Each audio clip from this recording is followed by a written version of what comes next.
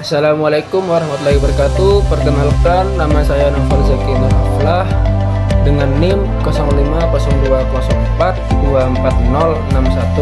dari kelas HTN 3C Win Sunan Ampel, Surabaya.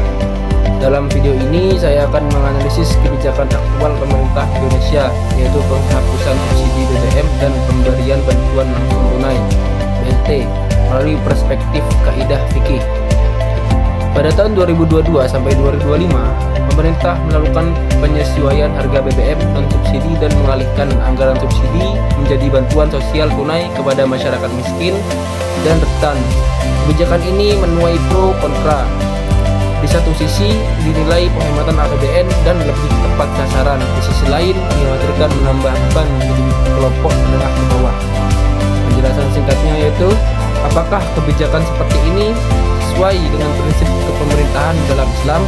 Mari kita analisis menggunakan kaidah fikih. Selanjutnya lanjut ke analisis pembahasannya.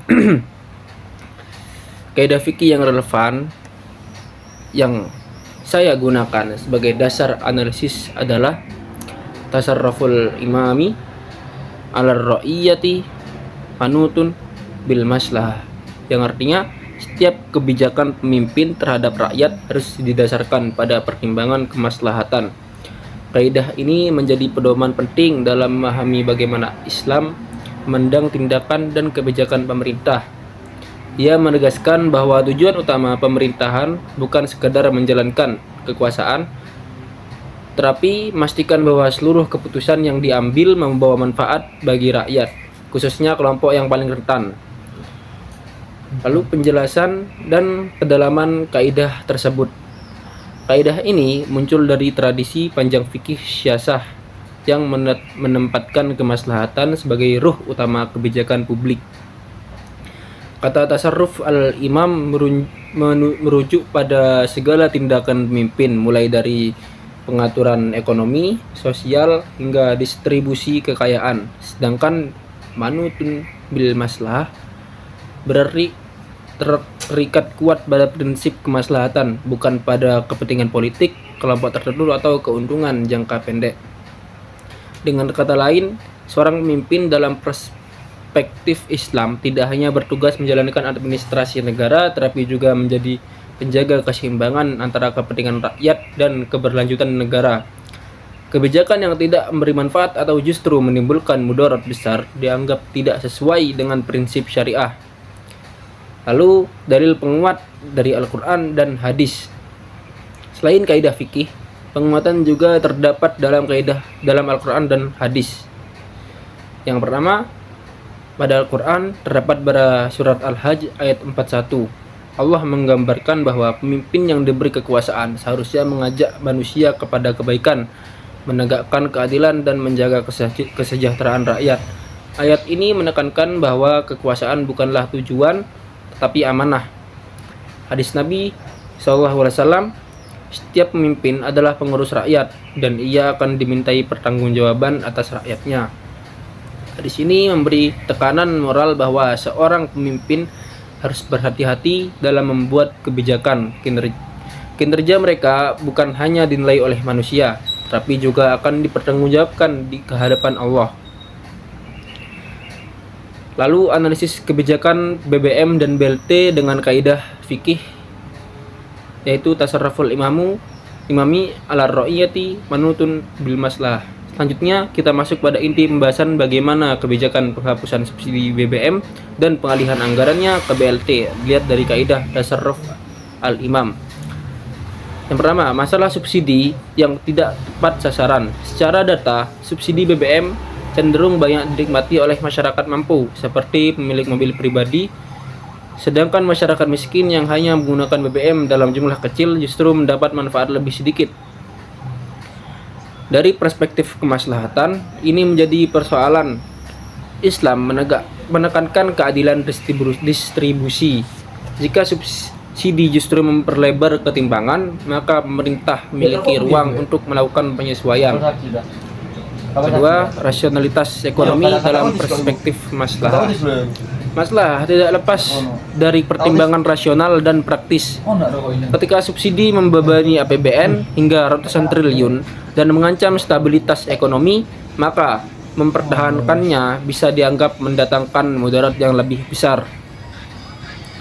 Dalam fikih ada kaidah lain yang sangat relevan,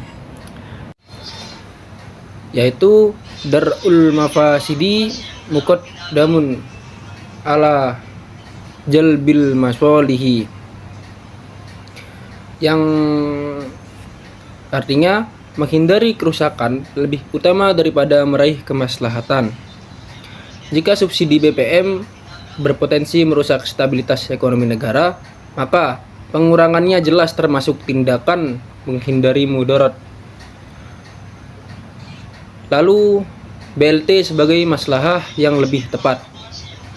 Pengalihan anggaran subsidi menjadi BLT memberikan manfaat langsung bagi masyarakat miskin. Bantuan lebih terarah, lalu pemerintah dapat memastikan kelompok rentan tetap terlindungi. Lalu BLT dapat menahan gejolak sosial akibat naiknya harga BBM.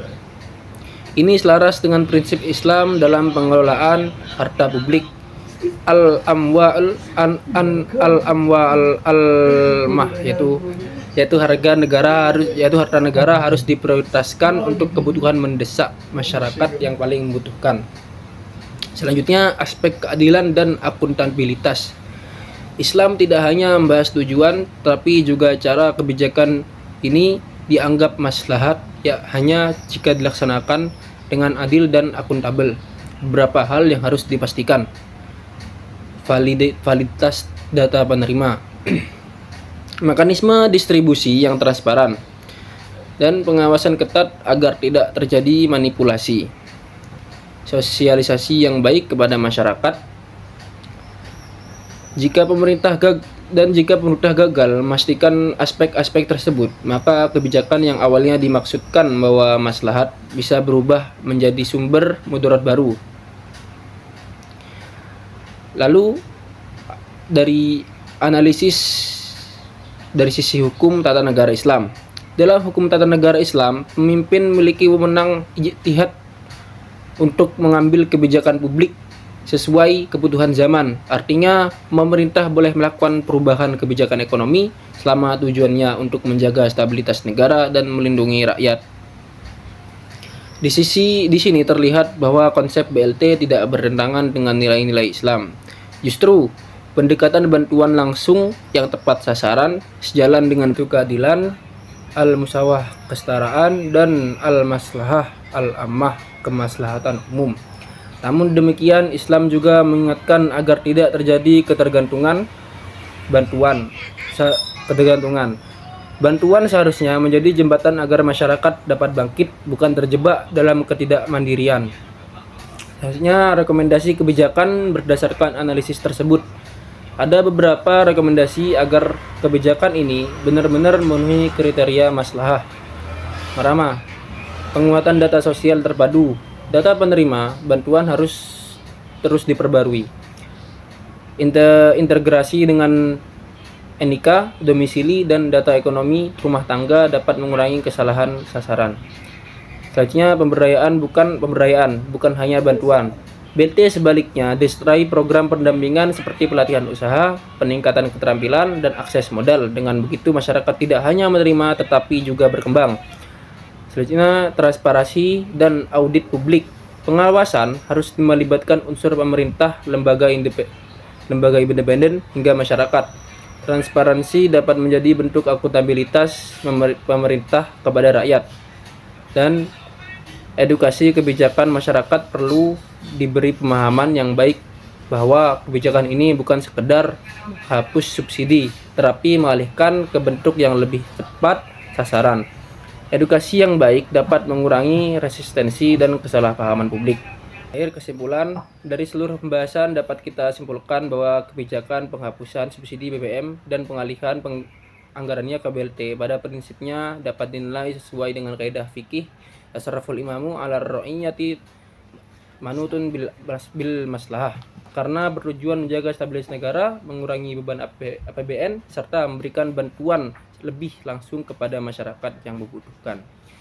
Namun kesesuaiannya dengan nilai Islam sangat bergantung pada pelaksanaannya. Jika dilakukan dengan adil, transparan, dan tepat sasaran, maka kebijakan ini menjadi bagian dari upaya mewujudkan kemaslahatan umum.